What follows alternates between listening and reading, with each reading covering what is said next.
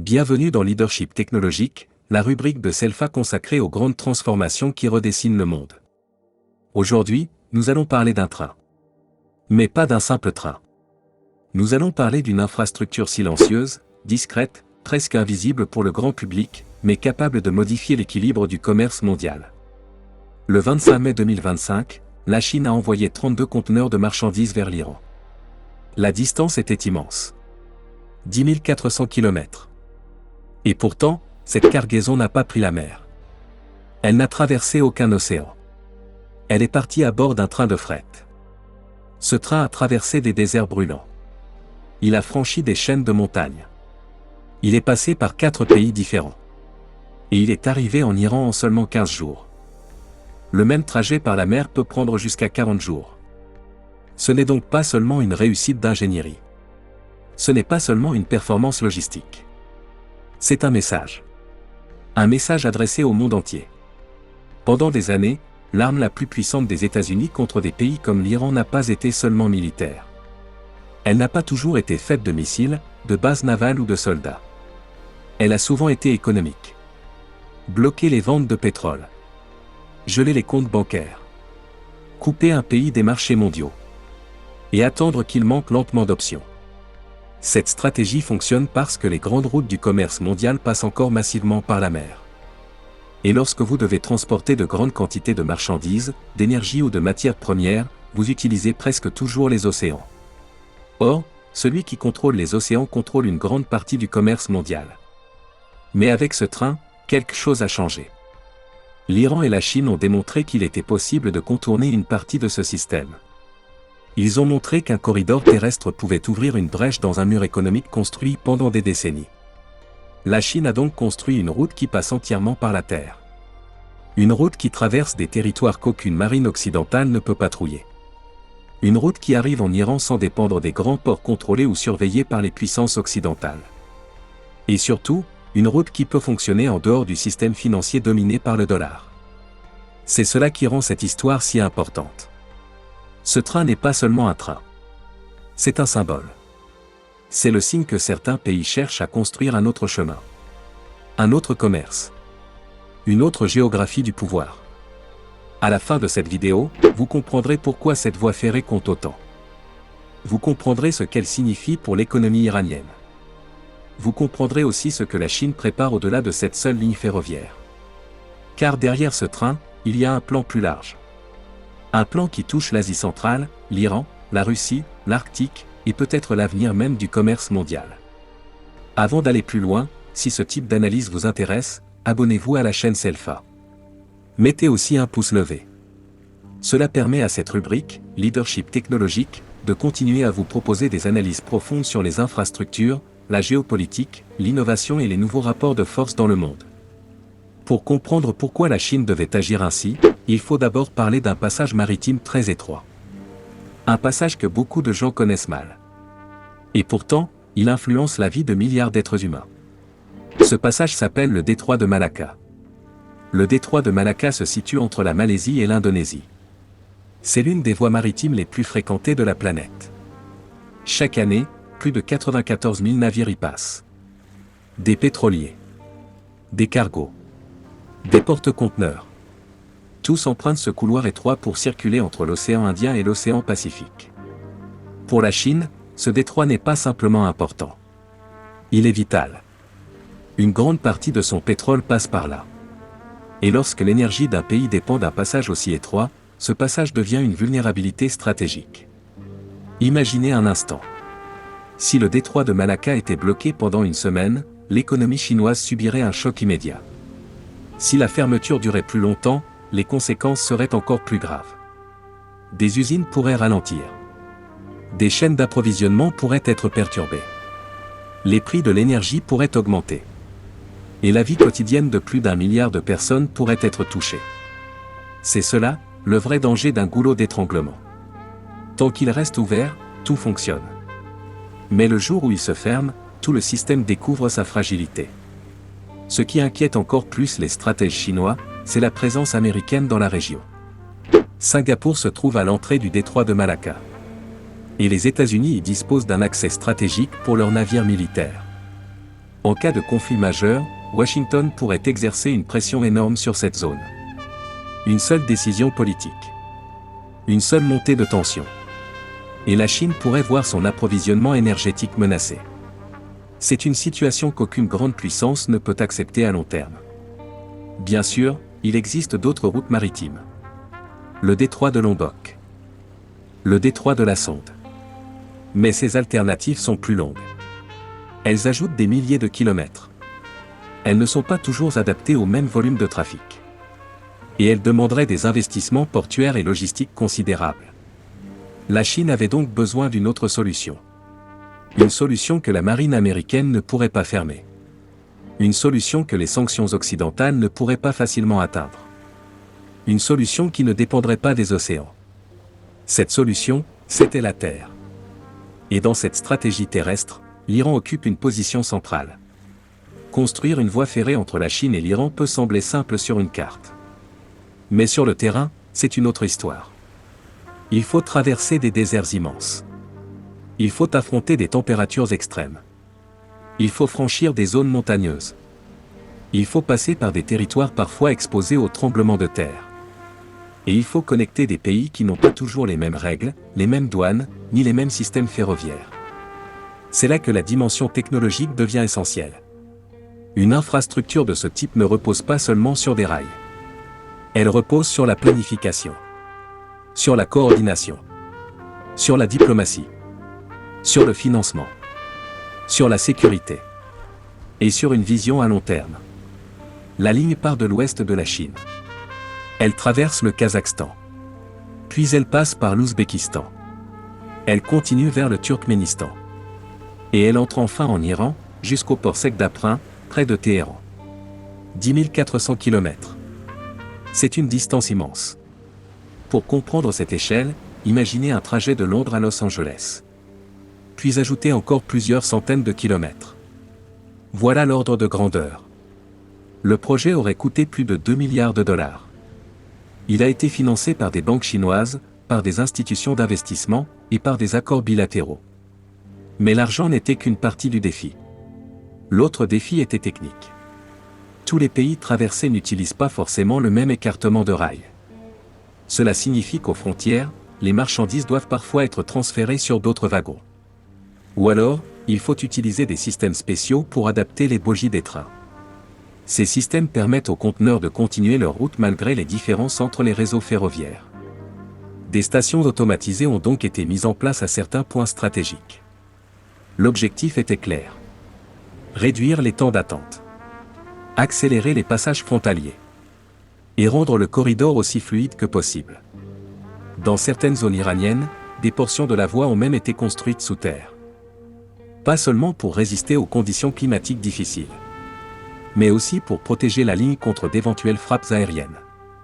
Ce détail montre à quel point cette infrastructure a été pensée comme un outil stratégique. Ce n'est pas une simple voie commerciale. C'est une infrastructure conçue pour fonctionner en période de crise. C'est une voie pensée pour résister à la pression. C'est une route construite pour offrir une alternative lorsque les routes classiques deviennent dangereuses. Le 25 mai 2025, le premier train de fret a donc achevé son trajet complet en 15 jours. Avant cette ligne, la même cargaison aurait dû passer par la mer. Elle aurait traversé le détroit de Malacca, puis l'océan Indien, puis la mer d'Arabie, puis le golfe Persique, avant d'arriver enfin dans un port iranien. Ce trajet maritime aurait pris entre 30 et 40 jours. Le chemin de fer l'a réduit de moitié. Sans passer par les océans. Sans dépendre des patrouilles navales. Sans passer par des ports sous forte influence occidentale. C'est pourquoi les médias chinois ont présenté cette route comme une ligne vitale entre la Chine et l'Iran. Mais pour l'Iran, l'enjeu est encore plus profond. Depuis des années, les sanctions occidentales pèsent lourdement sur l'économie iranienne. Les banques iraniennes ont été isolées des réseaux financiers internationaux. Les entreprises qui commercent avec Téhéran risquent des sanctions. Les acheteurs de pétrole iranien peuvent être menacés d'exclusion des marchés américains. Le message occidental était simple. Si vous commercez avec l'Iran, vous en paierez le prix. Mais la Chine a fait un autre calcul. Elle a estimé que le partenariat avec l'Iran était suffisamment important pour supporter ce risque. En 2021, la Chine et l'Iran ont signé un accord de coopération économique sur 25 ans. Un accord annoncé à environ 400 milliards de dollars. Ce n'est pas un petit accord commercial. C'est une stratégie sur une génération. Cet accord couvre l'énergie, les infrastructures, l'industrie, la technologie et les connexions logistiques. Il inscrit l'Iran dans une vision chinoise beaucoup plus vaste. En 2024, la Chine aurait acheté une part très importante du pétrole brut iranien. Cela montre une chose simple. Même sous sanctions, l'Iran reste capable de vendre son énergie. Et la Chine reste capable de l'acheter. Le système de sanctions existe toujours officiellement. Mais dans la pratique, son efficacité est de plus en plus contestée. Avec une voie ferrée opérationnelle, l'Iran gagne une nouvelle marge de manœuvre. Le pétrole et les marchandises peuvent circuler vers l'Est. Les échanges peuvent passer par l'Asie centrale. Et une partie de ces transactions peut se faire sans passer par les institutions financières occidentales. C'est là que la monnaie devient un élément essentiel. Depuis plusieurs années, la Chine cherche à réduire sa dépendance au dollar. Elle utilise davantage le yuan dans certains échanges internationaux. Et lorsque des pays comme l'Iran ou la Russie acceptent de commercer en dehors du dollar, cela réduit progressivement l'influence financière américaine. Ce mouvement est lent. Il n'efface pas le dollar du jour au lendemain. Mais il l'affaiblit par petites étapes. Transaction après transaction. Contrat après contrat. Train après train. La Russie suit une logique similaire. Depuis 2022, elle a augmenté l'usage du yuan et du rouble dans une partie de ses échanges énergétiques. Cela crée progressivement des circuits commerciaux qui ne passent plus automatiquement par le dollar. Ce n'est pas encore un système totalement indépendant. Mais c'est une alternative en construction. Et la ligne Chine-Iran ajoute une couche importante à cette architecture. L'Iran n'est pas seulement précieux pour son pétrole. Il est aussi précieux pour sa géographie. Le pays se trouve près du détroit d'Ormuz. Un passage maritime extrêmement stratégique, par lequel transite une partie importante du pétrole mondial. Cette position fait de l'Iran une porte d'entrée naturelle vers le Golfe Persique, l'Asie centrale et le Moyen-Orient. Pour des pays enclavés comme le Tadjikistan, le Kirghizistan ou l'Afghanistan, cette ouverture est cruciale. Ces pays n'ont pas d'accès direct à la mer. Ils dépendent donc des corridors terrestres et des pays voisins pour commercer avec le monde. Une connexion ferroviaire vers l'Iran peut transformer leur réalité économique. Grâce aux ports iraniens et au réseau ferroviaire soutenu par la Chine, ces pays peuvent accéder à de nouveaux marchés. Ils peuvent exporter plus facilement. Ils peuvent importer plus rapidement. Et ils peuvent diversifier leurs partenaires. Pour la Chine, c'est aussi une manière d'étendre son influence. Chaque voie ferrée construite. Chaque port modernisé. Chaque corridor sécurisé. Renforce sa présence dans une région longtemps influencée par d'autres puissances. C'est ici qu'apparaît le projet du corridor des 5 nations. Ce projet vise à connecter la Chine, le Kirghizistan, le Tadjikistan, l'Afghanistan et l'Iran. L'objectif est de créer un réseau ferroviaire continu. Un corridor qui traverse l'Asie centrale et ouvre une nouvelle voie vers le Golfe Persique. Ce corridor représenterait environ 1300 km de nouvelles voies. Une partie importante passerait par le nord de l'Afghanistan.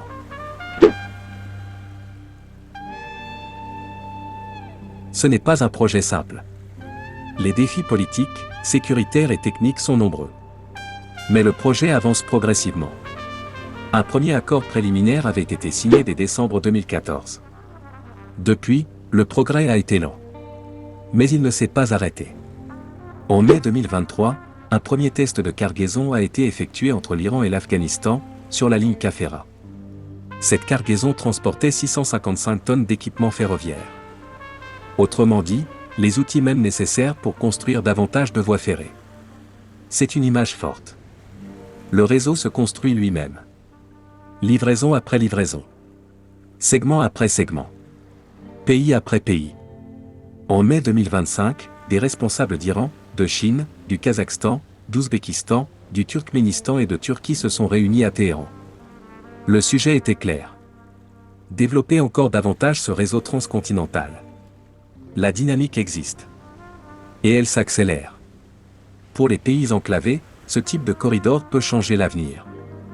Il peut réduire leur dépendance à quelques routes limitées. Il peut créer de nouvelles opportunités économiques. Il peut attirer des investissements. Et il peut leur donner plus de liberté dans le choix de leurs partenaires.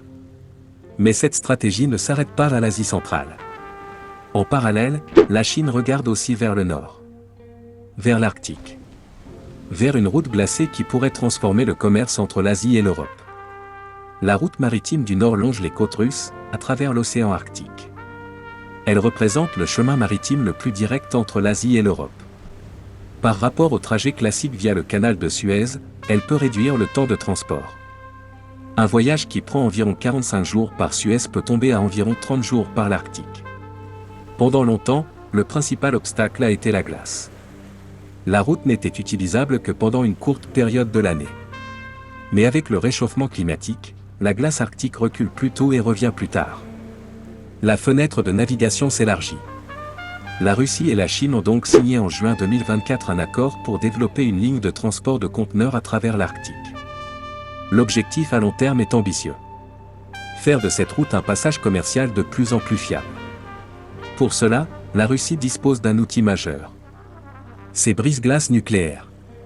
Ces navires sont parmi les plus puissants du monde. Ils peuvent avancer dans des glaces extrêmement épaisses.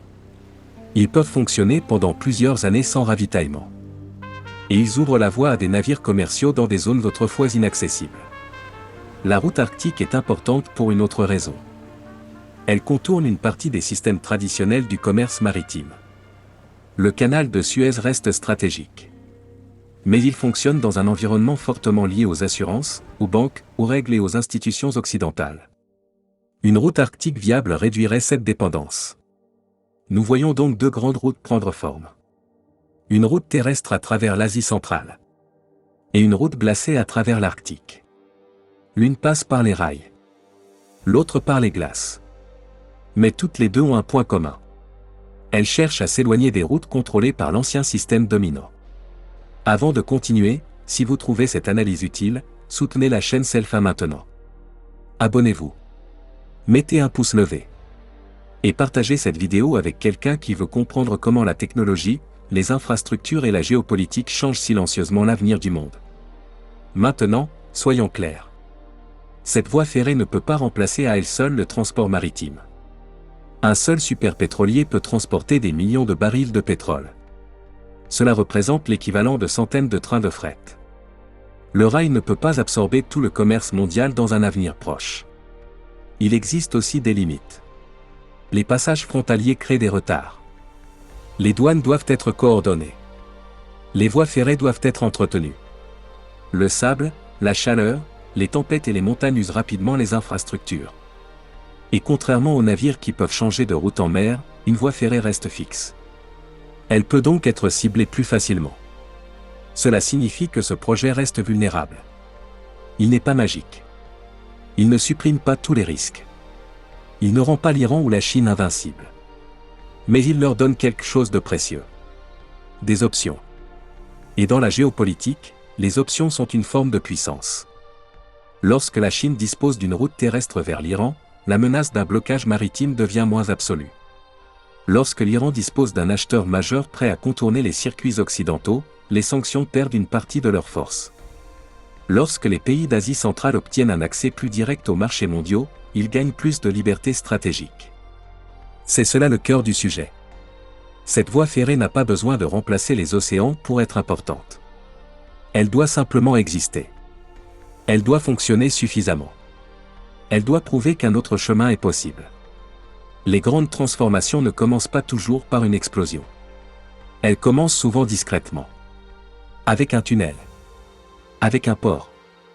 Avec une voie ferrée. Avec un accord signé loin des caméras. Avec un premier train qui arrive à destination. Chaque kilomètre de rail posé en Asie centrale envoie un message aux pays qui observent. Ce message est simple. Il existe une autre voie.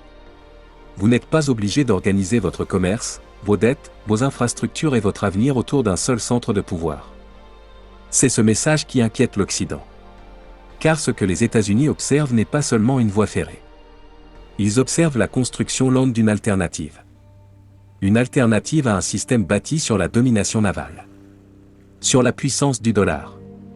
Sur le contrôle des grands points de passage du commerce mondial. Ce que la Chine, l'Iran, la Russie et plusieurs pays d'Asie centrale construisent n'est pas encore un système complet. Il reste fragile.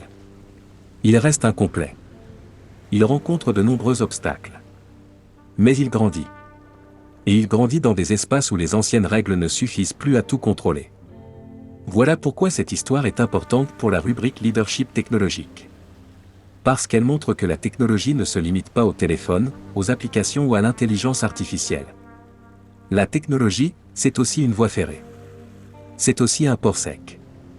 C'est aussi un brise-glace nucléaire. C'est aussi un système logistique. C'est aussi une infrastructure capable de déplacer le centre de gravité du monde. Le leadership technologique, ce n'est pas seulement inventer. C'est anticiper. C'est construire avant la crise. C'est créer des alternatives avant que les anciennes routes ne se ferment. C'est comprendre que celui qui contrôle les infrastructures contrôle une partie de l'avenir. Et c'est ici que cette histoire dépasse la Chine et l'Iran. Elle parle à tous les pays qui veulent plus de souveraineté. Elle parle à tous les peuples qui veulent comprendre les vraies forces qui structurent le monde. Elle parle aussi à l'Afrique, à l'Europe, à l'Asie, au Moyen-Orient, et à tous ceux qui savent que le commerce mondial est en train de se reconfigurer. Une infrastructure n'est jamais seulement une infrastructure. Chaque tunnel creusé porte un message. Chaque kilomètre de rail posé porte un message. Chaque port construit porte un message. Chaque brise-glace lancée porte un message.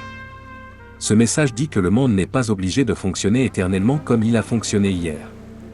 Il dit que les routes peuvent changer. Que les alliances peuvent changer. Que les dépendances peuvent changer. Et que les pays qui préparent l'avenir ne se contentent pas de commenter les crises. Ils construisent des solutions. Voilà la grande leçon de cette histoire. Le pouvoir ne se trouve pas seulement dans les discours. Il se trouve dans les infrastructures. Il se trouve dans la capacité à relier les territoires. Il se trouve dans la capacité à transporter l'énergie, les marchandises, les idées et les technologies. Il se trouve dans la capacité à créer des chemins que les autres ne peuvent pas facilement fermer. Et c'est exactement ce que la Chine cherche à faire. Créer des chemins. Multiplier les options. Réduire les vulnérabilités. Et transformer la géographie en puissance. Pour l'Iran, cette voie ferrée est une respiration économique. Pour la Chine, c'est une assurance stratégique. Pour l'Asie centrale, c'est une ouverture. Pour l'Occident, c'est un avertissement. Et pour le reste du monde, c'est une leçon. La leçon est claire. Celui qui ne construit pas ses routes dépendra toujours des routes des autres. Celui qui ne prépare pas ses alternatives sera prisonnier des décisions des autres. Celui qui ne comprend pas les infrastructures ne comprend pas vraiment le pouvoir. Ici, sur Selfa, nous ne regardons pas la technologie seulement comme un outil. Nous la regardons comme une force de transformation. Une force qui peut créer de la dépendance. Ou une force qui peut créer de la souveraineté. Tout dépend de la vision. Tout dépend du leadership. C'est pourquoi leadership technologique devient une référence dans cette rubrique. Parce que nous voulons comprendre les technologies qui façonnent les nations. Les infrastructures qui déplacent les rapports de force. Les innovations qui changent la vie des peuples. Et les stratégies qui préparent le monde de demain. Si cette vidéo vous a aidé à voir le commerce mondial autrement, alors ne gardez pas cette réflexion pour vous. Abonnez-vous à Selfa. Mettez un pouce levé. Partagez cette vidéo. Et dites-nous dans les commentaires ce que vous pensez de cette question. Une route terrestre à travers l'Asie centrale et une autoroute glacée dans l'Arctique peuvent-elles vraiment défier la domination des océans? Ou bien la mer restera-t-elle encore longtemps la reine du commerce mondial? Ici, c'était Selfa. La chaîne qui relie la connaissance, le leadership, la technologie et le growth mindset. Dans un monde qui change vite, ceux qui comprennent les infrastructures comprennent l'avenir. Ceux qui comprennent l'avenir préparent leur liberté. Et ceux qui préparent leur liberté ne subissent pas l'histoire. Ils participent à sa construction. À très bientôt dans Leadership technologique, la rubrique de Selfa où nous analysons les grandes technologies, les grandes infrastructures et les grandes stratégies qui redessinent le monde.